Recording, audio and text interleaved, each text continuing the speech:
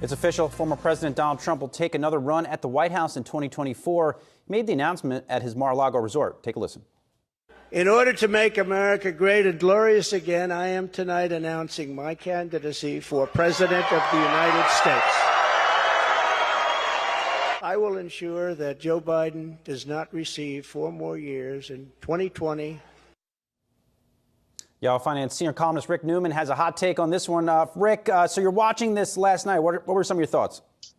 Well, maybe there's a new acronym here, Make America Great and Glorious Again. Does that mean MAGAGA or does it just mean MAGAGA? I'm not sure, but, I think Trump needs a new spin here because this feels like obviously a warmed over version of 2016 and then 2020. And I keep seeing, when I'm looking at some of the political analysis this morning, I keep seeing the phrase low energy used to describe the Trump announcement last night. But we're already getting some revisionist history from Trump. I'd like to just run this clip and let people hear how President Trump describes what he thinks the state of the country was when he left office in 2021. Can we run that? 2 years ago, when I left office, the United States stood ready for its golden age. Our nation was at the pinnacle of power, prosperity, and prestige, towering above all rivals, vanquishing all enemies, and striding into the future, confident and so strong. Okay, just a little fact checking on that one. Trump left office 2 weeks after the January 6th riots at the Capitol. Many Americans were shocked to see political violence erupt. And we know from the January 6th committee that has been holding hearings and doing research into this that Trump himself instigated a lot of that. When Trump left office, we also almost nobody was vaccinated, and we were still very near the bottom of the COVID pandemic. So Trump doesn't want us to remember that. And I guess for the next 2 years, we're going to have dueling versions of what exactly happened during the Trump administration. Right. Doesn't want us to remember that multiple people died as well, trying to overthrow the election results at his request, too.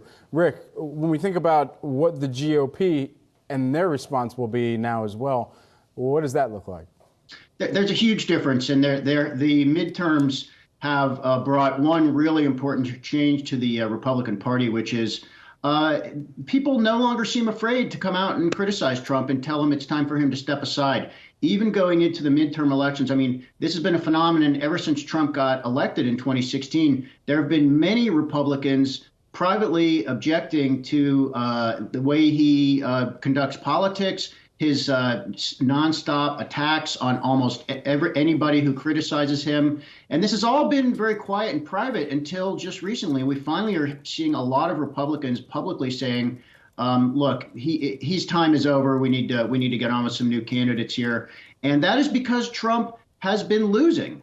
So let's just very quickly to review his record. He obviously had a huge upset win in 2016, but in 2018, he helped Democrats retake the House of Representatives.